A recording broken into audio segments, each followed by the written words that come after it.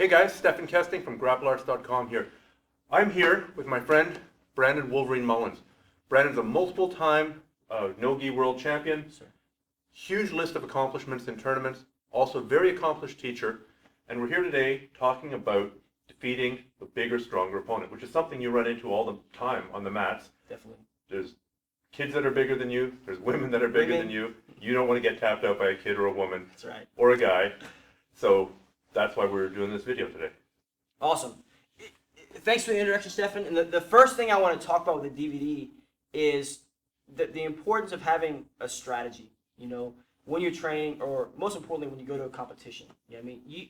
You're going to do better if you have a plan of what you're going to do, as opposed if you go out and be like, I'm just going to freestyle.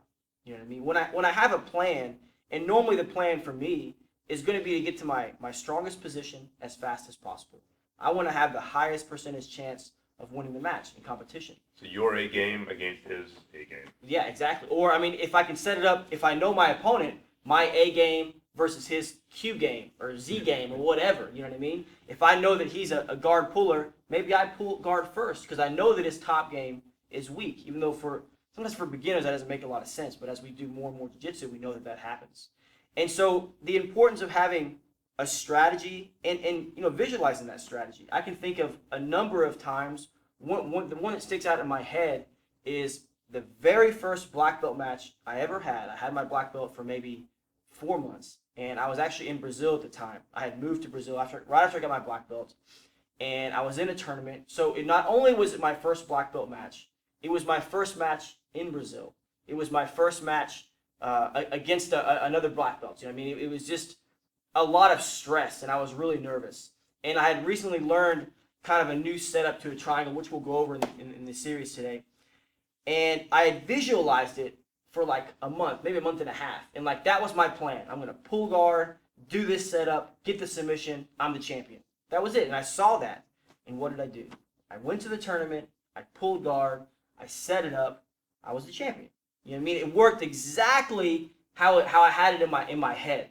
And it doesn't always happen like that, but I guarantee you're going to be surprised at how often how your plans will work.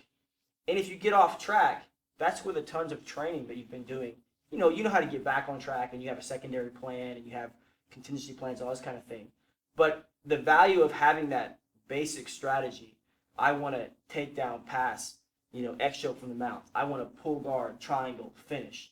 It's very, very, very valuable, and I highly recommend everybody has some sort of basic strategy. It will help you.